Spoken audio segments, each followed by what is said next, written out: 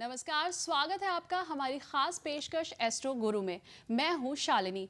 इस खास शो में हम बात करेंगे ज्योतिष की। ज्योतिष वैसे तो एक विज्ञान है, लेकिन समाज में इससे जुड़ी कई भ्रांतियां भी मौजूद हैं। हमारे साथ स्टूडियो में मौजूद हैं पंडित पुनीत जी। पंडित जी, स्वागत है आपका स्टूडियो में। आपको बता दें, पुनीत जी पेशे से सॉफ्टवेयर इंजीनियर हैं और देश में पहला पाम टॉप कंप्यूटर बनाने के लिए विख्यात हैं। पुनीत जी से हम इस कार्यक्रम में उन भ्रांतियों की बात करेंगे जिनका हवाला देकर अक्सर लोगों को ठगा जाता है या उनके मन में भय पैदा किया जाता है। उन्हीं में से एक है काल सर्प योग। तो आइए जानते हैं ज्योतिष में काल सर्प योग किसे कहते हैं।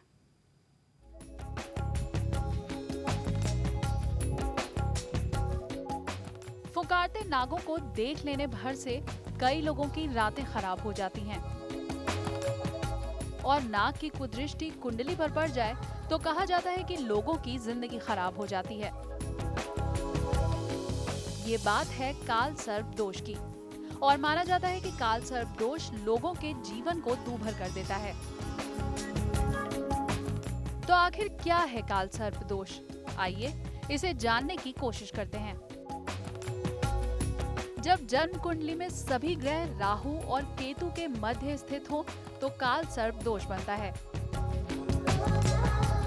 यदि जन्म कुंडली में कुछ ग्रह राहु केतु के मध्य हो और कोई भी एक या दो ग्रह अलग से हो तो काल सर्प दोष नहीं बनता। काल सर्प दोष या काल सर्प योग 288 प्रकार के माने गए हैं, क्योंकि 12 राशियों में 12 प्रकार का काल सर्प योग तथा 12 लग्नों में 12 प्रकार का काल सर्प योग माना जाता है। दोनों को मिलाने से कुल 288 प्रकार का काल सर्प दोष होता है। इनमें से मुख्य 12 प्रकार के काल सर्प योग इस प्रकार हैं। अनंत काल सर्प योग, यानी प्रथम भाव में राहु और सप्तम भाव में केतु हो। कुलिक काल सर्प योग, यानी दूसरे भाव में राहु और 8वें भाव में केतु हो। वासुकी काल सर्प योग तब होता है जब तीसरे भाव में राहु और नवम भाव में केतु हो। शंखपाल काल सर्प योग, यानी चतुर्थ भाव में राहु और दशम भाव में केतु हो।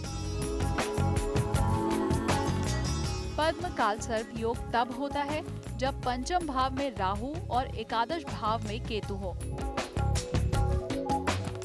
महापद्म काल सर्प योग, यानी छठे भाव में राहु और द्वादश भाव में केतु हो।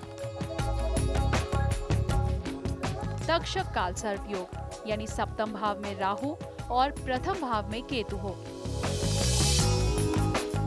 कर्कोटक काल सर्प योग, यानी 8वें भाव में राहु और दूसरे भाव में केतु हो। शंखनाद काल सर्प योग तब होता है जब नवम भाव में राहु और तीसरे भाव में केतु हो। पातक काल सर्प योग, यानी 10वें भाव में राहु और चतुर्थ भाव में केतु हो।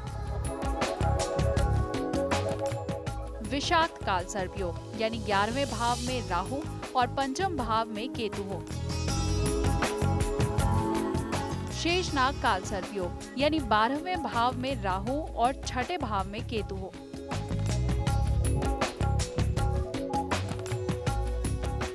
तो काल सर्प दोष की स्थिति ये मानी गई है, लेकिन बड़ा सवाल वही कि क्या काल सर्प योग लोगों की जिंदगी बर्बाद कर सकता है? वाकई ये एक बड़ा सवाल है। पंडित जी, आपका क्या कहना है? क्या काल सर्प योग वास्तव में इतना बड़ा होता है कि किसी के जीवन पे इतना दुष्प्रभाव पड़े? देखिए, जो काल सर्प शब्द है, काल का मतलब होता है मृत्यु और सर्प का मतलब होता है सांप, तो वाकई बहुत डराने वाला योग है। लेकिन ज्योतिष के अंदर क्या है कि कभी भी सिर्फ एक चीज़ को देख के निर्णय नहीं लिया जाता। हम ये देखते हैं कि भाव क्या है, राशि क्या है, नक्षत्र क्या है, दृष्टियाँ क्या हैं, तो सबका मिला जुला के ही फल कहा जाता है। और अब अभी सिर्फ राहु और केतु से अगर हम इतना डर जाएंगे तो फिर सही निष्कर्ष पे नहीं पहुंच पाएंगे। तो मुझे लगता है काल सर्प योग का जो आजकल प्रचारित जो व्याख्या है, जो उसकी विवेचना है, उसका बहुत कम प्रभाव होता है। सिर्फ काल सर्प योग से डरने की ज़रूरत नहीं है। जी बिल्कुल।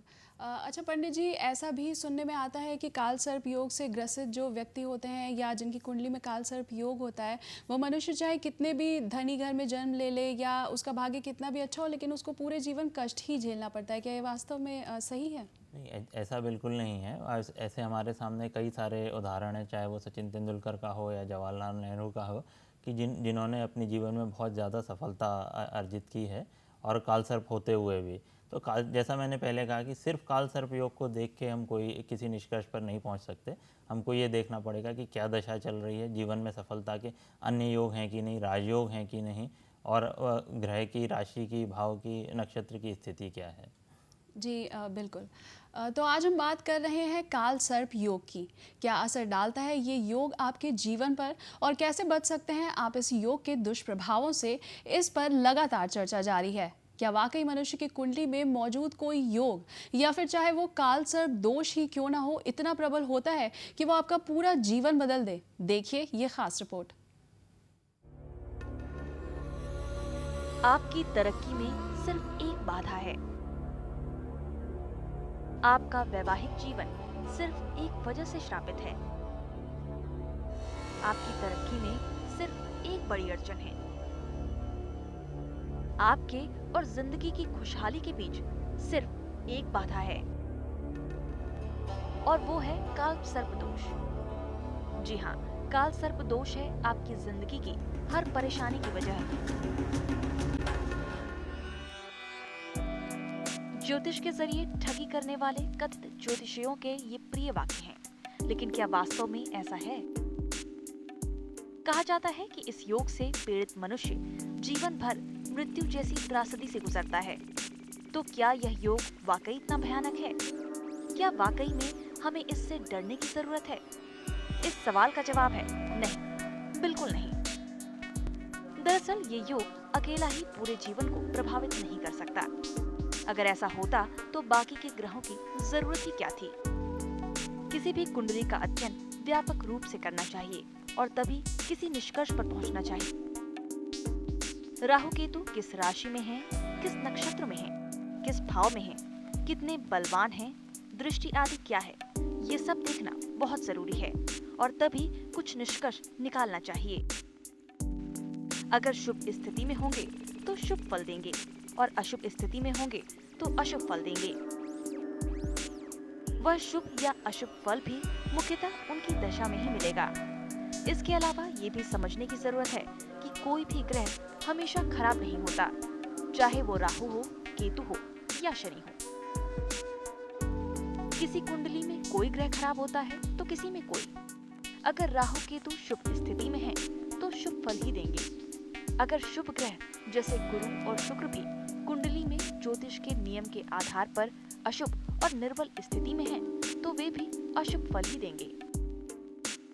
दूसरे शब्दों में ये देखना बहुत जरूरी है कि जिस कुंडली में काल सर्प योग है, उस कुंडली में राहु केतु एवं अन्य ग्रह कैसे बैठे हैं और फिर शुभ या अशुभ फल कथन कहना चाहिए।